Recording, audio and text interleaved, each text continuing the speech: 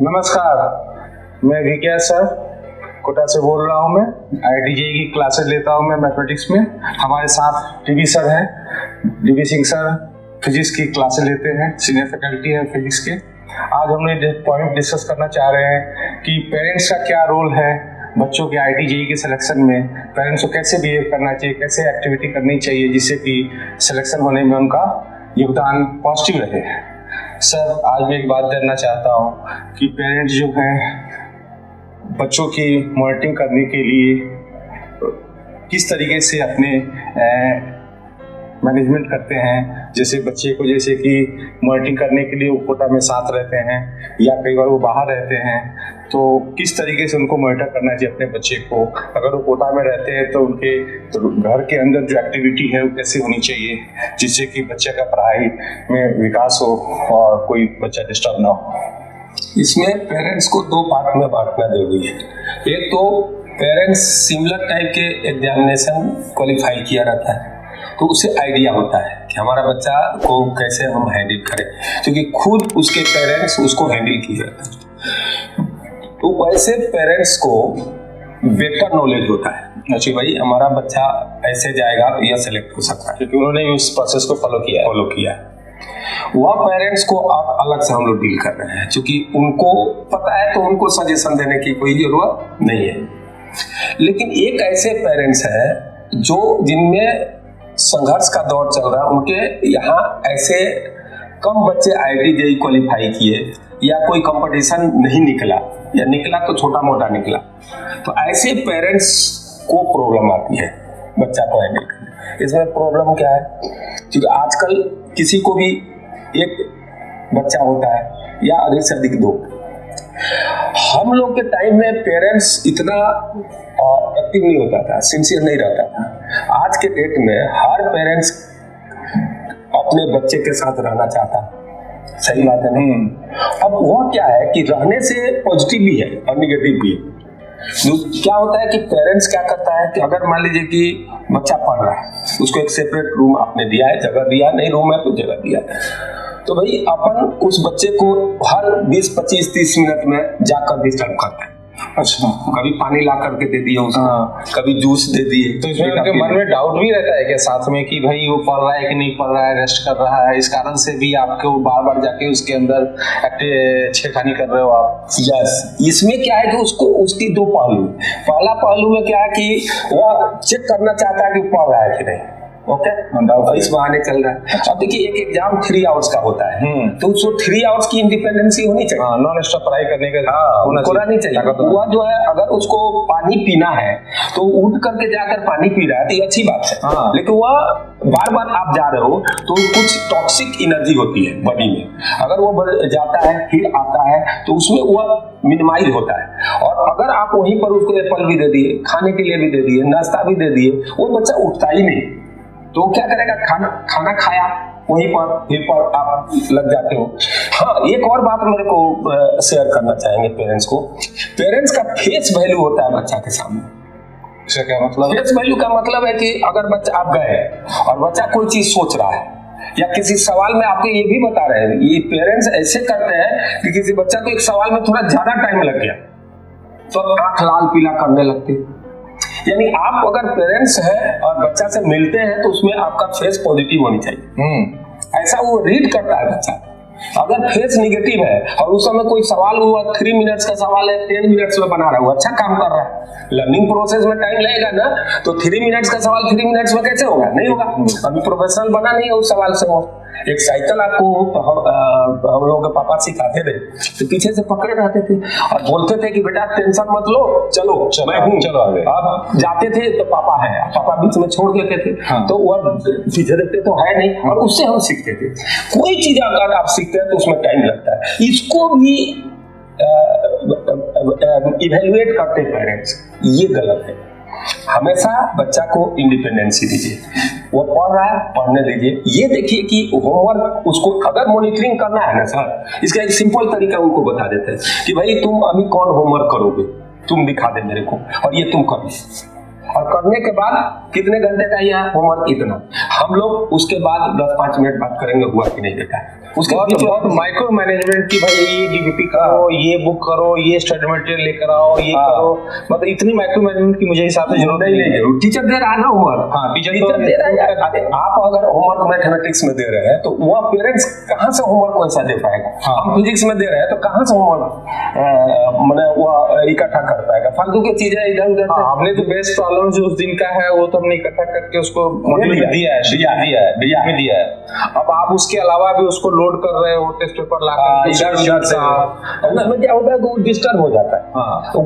मान लीजिए कोई भी पेपर बनाया और वो पेपर बनाया तो उसमें आपको सपोज कीजिए कि उसमें कुछ क्वेश्चन उससे नहीं बना तो टेंशन में आ जाता है। और पेरेंट्स अगर सुनता है, बच्चा बताता है कि ये क्वेश्चन हमसे ये नहीं बना, तो वह उसको इवेल्युएट करना शुरू कर देता है। तो मेरा ये कहना है कि एक सिंपल सा मैनेजमेंट होना चाहिए कि बच्चा का खाने का टाइम फिक्स कर लो कि भाई 3 बजे खाना है तो 3 बजे वो आएगा, 3 बजे खाना खिलाओ, उसके बाद उसका होमवर्क पता कर लो।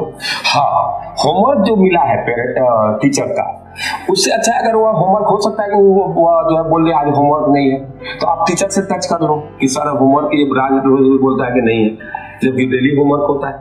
बट ये तो इंडिविजुअल क्लासेस के टीचर्स तो इसमें हम ज्यादा कोऑपरेटिव साबित होंगे मुझे लगता है, क्योंकि क्या है कि कोचिंग के टीचर्स से जनरली पेरेंट्स का कनेक्ट तो नहीं रहता है, तो बच्चे को पेरेंट्स के एक टीम के साथ काम करना होगा, जिसमें पेरेंट्स जो है इस बात को अगर पता रहे कि अगर बच्चा कोई बात झूठ बोल रहा है तो टीचर के साथ वो उसको चेक कर सकता है। ये बच्चे के मन में डर होना चाहिए। हाँ, एक और बात बता रहे हैं आप, ये बात बहुत अच्छा की। कभी कभी आप विजिट कीजिए, लोग क्या करते हैं छुप कर विजिट करता है, मतलब टीचर से मिलने जाते हैं छुप कर जाते हैं। तो टीचर से तो सामने बच्चे के साथ मिलिए, साथ में मिले चाहे नहीं, लेकिन उसको पता होना चाहिए कि मम्मी जाकर मिलती है अच्छा सर से या पापा मिलते हैं। तो ये छुप कर मिलने वाली बात थोड़ा समझा सकते हैं? ये देखिएगा, पेरेंट्स आएगा तो वो एक बार कभी कभी बोलेगा कि सर उसको मत बताइएगा। हाँ, ये तो मैंने भी फेस किया है। यार आप एक बात बताओ, आप अगर उस पर थोड़ा सा मिनिमम आप उसको मॉनिटरिंग करना चाहते हैं, सही डायरेक्शन में कोई भी बच्चा चलेगा तो डिप्रेशन में नहीं आएगा। अगर मान लीजिए कि वो आप कह रहे हैं कि हम आए हैं वो उसको पता नहीं होना चाहिए, उसको पता रहेगा तो थोड़ा सा डर बनता है। डर बनता है तो उससे क्या होता है कि जब क्लास में आ रहा है कि मम्मी आती है, सर बता देंगे अगर हमने अच्छा से होमवर्क कर दिया नहीं, तो वो झूठ कम बोलेगा। और झूठ कम बोलेगा, तो ये चीज भी अच्छी नहीं है।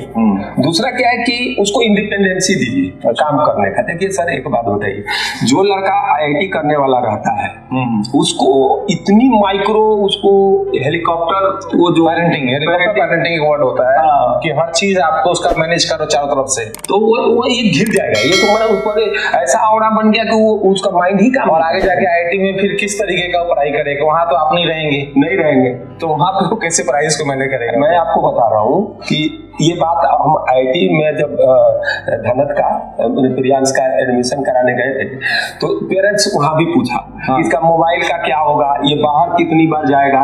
तो वहां का डायरेक्टर जो IIT के बोले कि ये 40 बार बाहर जाएगा, मोबाइल कितना हमेशा रहेगा, रात को कब निकलेगा, कभी भी निकलेगा। जो लड़का IIT में पहुंच गया उसको आप ये देखोगे कि वो मोबाइल पर क्या कर रहा है, वह लड़का का लाइफ 50 इयर्स सिक्योर हो गया। तो अब उसके बारे में सोचना। ये तो चलिए, तो IIT में जाने के बाद, और उसके पहले जो पेरेंट्स के मन में एक डाउट रहता है कि बच्चे को मोबाइल दें या नहीं दें, अच्छा ये इम्पोर्टेंट इशू है। मोबाइल देना चाहिए कि नहीं देना, किस तरह से उसकी मॉनिटरिंग हो, स्क्रीन टाइम ज्यादा खर्च कर रहा है कि नहीं कर रहा है, इस पे थोड़ा अपना राय बताइए। मोबाइल देना चाहिए। आज के दौर में अगर किसी बच्चा को आप मोबाइल नहीं दे रहे हैं तो बहुत बड़ी गलती कर रहे हैं। लेकिन मोबाइल उसका पर्सनल नहीं होना चाहिए, मतलब उसका अपना सिम नहीं होना चाहिए, पेरेंट्स का सिम उसमें। मैं बता रहा हूँ कि सिंपल एक पेरेंट्स के नाते नहीं कहो तो आप एक सिंपल सा आपको एक तरीका बताता हूँ उसका, कि आप अपना मोबाइल रखिए, अच्छा खासा मोबाइल रखिए ठीक ठाक, जिसमें सब कुछ चलता है, ओके।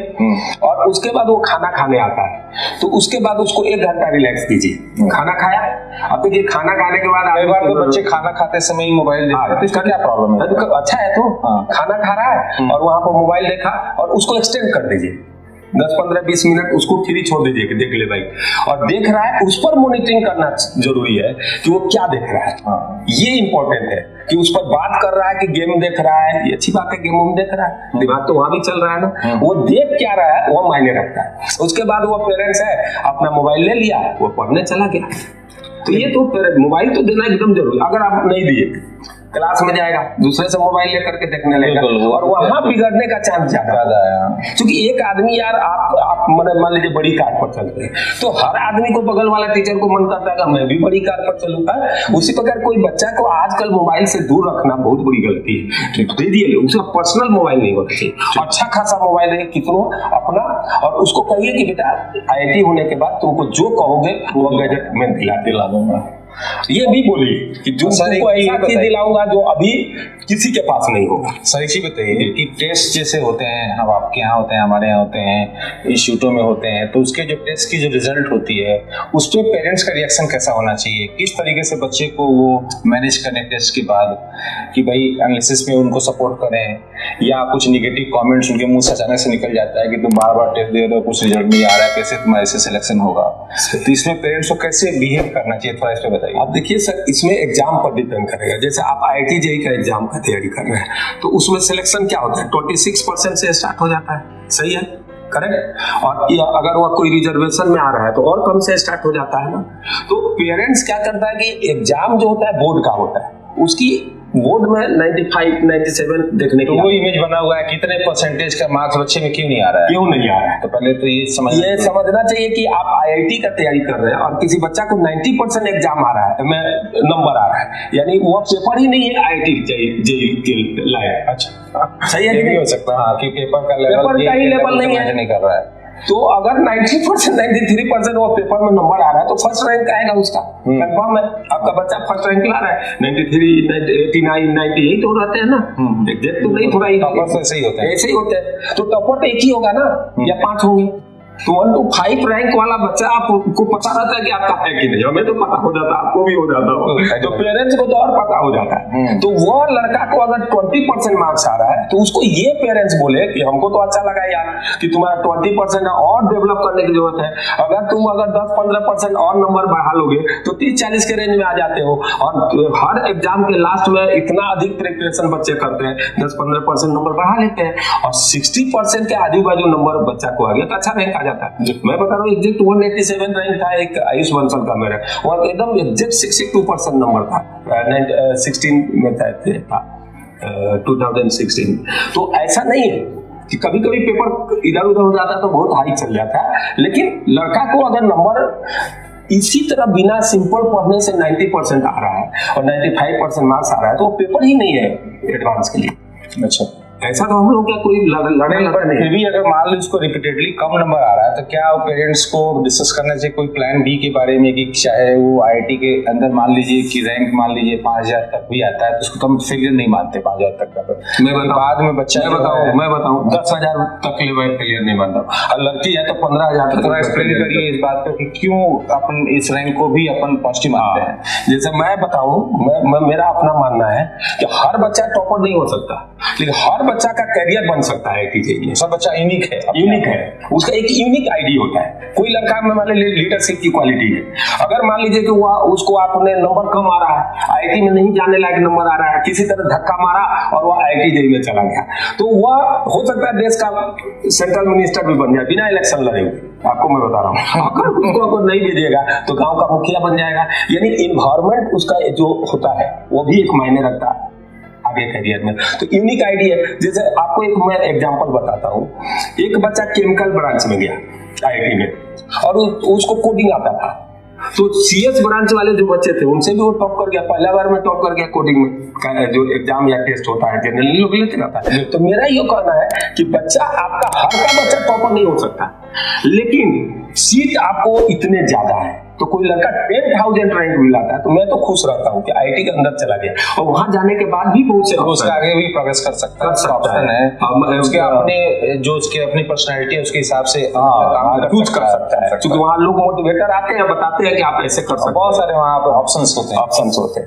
सर एक चीज और बताएं सर, कि जैसे पेरेंट्स कई बार जैसे पार्टी मीटिंग वगैरह में जाते हैं या घर में कोई गेट टुगेदर है या किसी दूसरे टाउन में जाकर के कोई शादी अटेंड करना है, तो अपने बच्चों पे भी दबाव बनाते हैं कि वो उनके साथ चलें, क्लासेस छोड़ दें और उस मीटिंग को अटेंड करें या कोई सेरेमनी को अटेंड करें, जिसमें तो बच्चे को काफ़ी नुकसान हो जाता है। तो पेरेंट्स को क्या थोड़ा आइसोलेशन मेंटेन करना चाहिए, क्या बच्चों की तरह ही उनको भी थोड़ा अलग रहना चाहिए, या इस तरह के गैदरिंग में उनको जाने में बच्चों को भी लेके जाना चाहिए? हाँ, ये क्वेश्चन अच्छा है। देखिए, मैं बताना चाहता हूँ कि दो तरह का इसमें चीज है। एक तो बहुत क्लोज फैमिली का शादी है, तो मैं ऐसे भी पेरेंट्स को जानता हूँ कि वह पेरेंट्स जो है बच्चा को अवॉइड कर देते हैं। अगर ले जाते हैं तो एक दिन के लिए ले जाते हैं, उसी दिन एक पेरेंट चला आता है लेकर, एक पेरेंट्स लेकर। जैसे मेरे फादर इन लॉ का डेथ हुआ था, तो मेरा वो नाना है, तो जाएगा, तो मैं कार से गया ननद को लेकर, और उसी दिन सेम डे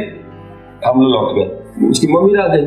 तो ये बहुत इमरजेंसी है, एक तो बहुत बड़ी इमरजेंसी चीज है। अगर बच्चा को आप इग्नोर, जैसे शादी में कोई बच्चा नहीं जाता है, शादी में बच्चा का कोई रोल नहीं होता है एक्चुअल में। शादी में जो है उसकी नानी का, उसके पापा का, मम्मी का, इनका होता है। छोटा बच्चा को बड़े लोग हैं, हाँ, बड़े लोगों का होता है लेन देन, जो कुछ काम करना है, कोई कपड़ा ये वो लेना। बट इसके चक्कर में वो बच्चा अगर 3-4 क्लासेस छोड़ दे, फिर उसको मैनेज करना, क्लास वीडियो देख करके मैनेज कर रहा है, क्लास आगे बढ़ रहा है, क्लास टफ हो जाए, उसमें वो पिछड़, क्या पता वो पूरा टॉपिक ही उसका खराब हो जाए। वो पिछड़ने का काम उस समय ज्यादा करता है, वो बच्चा बैक हो जाता है, उसकी हालत खराब हो जाती है। और वह पेरेंट्स दबाव देता है, बच्चा नहीं जाना चाहता। जो IIT लेवल का बच्चा ऐसे गैदरिंग को पसंद नहीं करता है, वो बच्चा आइसोलेशन में रहता है, आइसोलेशन में रहता है, काम काफी रहता है, उसका वर्कलोड रहता है। तो आप एक तरह से तो उसको कहते हैं कि IIT में पेपर में टॉप करो, बीच बीच में आप ऐसे फंक्शन में आप कहीं भी जाइएगा तो आपको 10 से 12 दिन निकल जाते हैं। आने जाने में हरासमेंट होता है, वो अंदर भी 2-3 दिन निकल जाते हैं। तो 10-15 दिन IIT JEE के लिए बहुत बड़ा चीज होता है, वो अवॉइड करना चाहिए। मैं बता रहा हूँ, इससे थोड़ा सा सोशल आदमी का रिस्पॉन्सिबिलिटी में थोड़ा सा दिक्कत आती है, लेकिन वो लोग 2-3 साल के बाद भूल जाते हैं। जब बच्चा का IIT JEE में हो जाता है तो भूल जाते हैं, लेकिन अगर इस तरह अगर बार बार आप करेंगे तो बच्चा पूरा डिस्टर्ब हो जाता है। तो मुझे लगता है कि इस डिस्कशन से पेरेंट्स को, बच्चों को जो IIT JEE की तैयारी कर रहे हैं, उनको कुछ लाभ मिलेगा, कुछ नई रोशनी मिलेगी, और अपने प्रिपरेशन में आपकी अच्छी बातों का कुछ लाभ उठा सकेंगे उसको। धन्यवाद।